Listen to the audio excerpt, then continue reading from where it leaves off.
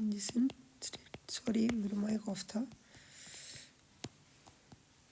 यहाँ पे fourth member माइकली transition state बनता है। यहाँ के अंदर कुछ इंटरमीडिएट नहीं बनता, मतलब कि इसके बीच में कुछ नहीं बनता, कुछ स्टेप नहीं होता, मतलब ये एक स्टेप का रिएक्शन होता है, क्योंकि जो ट्रांजिशन स्टेट होता है वो देखे तो कुछ स्टेप नहीं है बल्कि एक स्टेट है। और इसके अंदर कुछ इंटरमीडिएट मतलब कि एक ये carbocation, anion, radical, free radical कुछ नहीं बनता।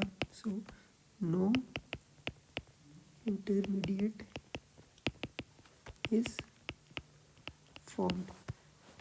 और इसका जो रेट ऑफ रिएक्शन है वो स्टेरिक इंडेक्स के इन्वर्सली प्रोपोर्शनल होता है।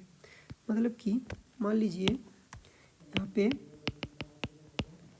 एल्काइन है, सो इसका स्टेरिक इंडेक्स कम है, मतलब कि यहाँ पे मान लीजिए एक हाइड्रोजन, यहाँ पे एक हाइड्रोजन है, तो अगर जब हाइड्रोजन इसके साथ जुड़ेगा तो इस दोनों के बीच में रिपल्शन बहुत कम होगा।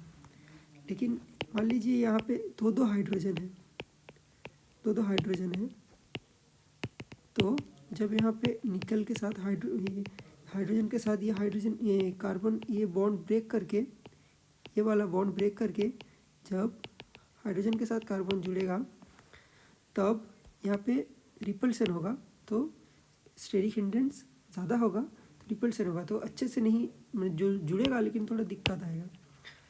इसलिए जो रेट ऑफ रिएक्शन है वो स्टेरिक इंडेक्स के इन्वर्सली प्रोपोर्शनल होता है।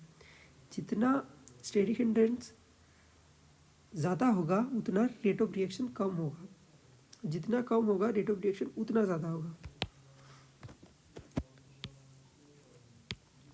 सो इसी पॉइंट से हम एक और पॉइंट समझ सकते हैं कि रेट ऑफ रिएक्शन है जो है एल्काइन का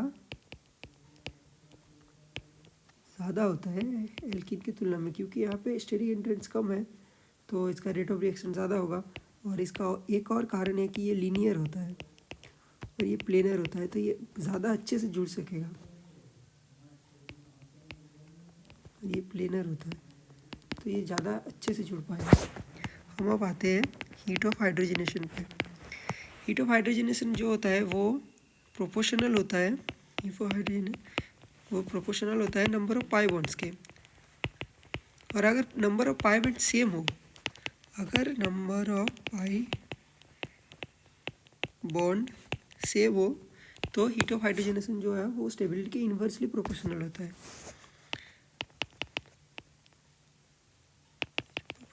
स्टेबिलिटी के इन्वर्सली प्रोपोर्शनल होता है। यहाँ पे हीट ऑफ हाइड्रोजनेशन 0 से कम होता है तो भी रिएक्शन हो पाएगा। सो हम सब कुछ क्वेश्चन ले लेते हैं।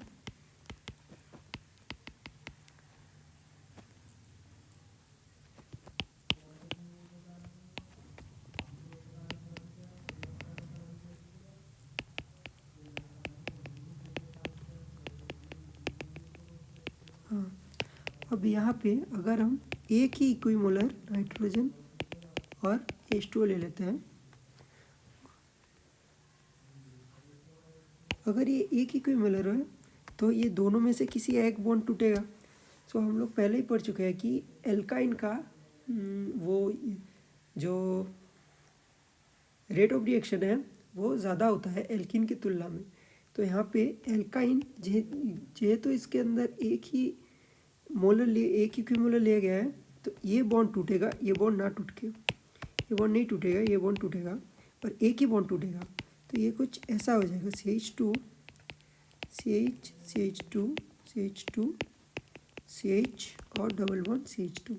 अगर इसके अंदर दो इक्विमोलर होता तो पहला तो ये बॉन्ड टूटता, फिर ये दोनों में से कोई एक बॉन्ड टूट जाता, और जो टूटता वही दोनों सेम ही बनता टूटने के बाद। और अगर ये 3 होता तो सारे के सारे बॉन्ड टूट के एल्केन बन जाता।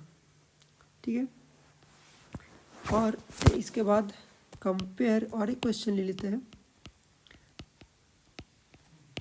रेट ऑफ रिएक्शन को एंड हीट ऑफ हाइड्रोजनेशन को कंपेयर कर लेते हैं।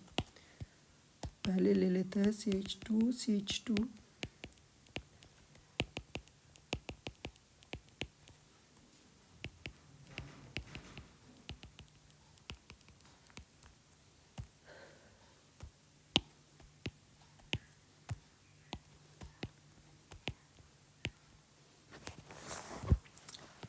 सो यहाँ पे जो रेट ऑफ रिएक्शन किसका ज़्यादा होगा, 1, 2 और 3 में से।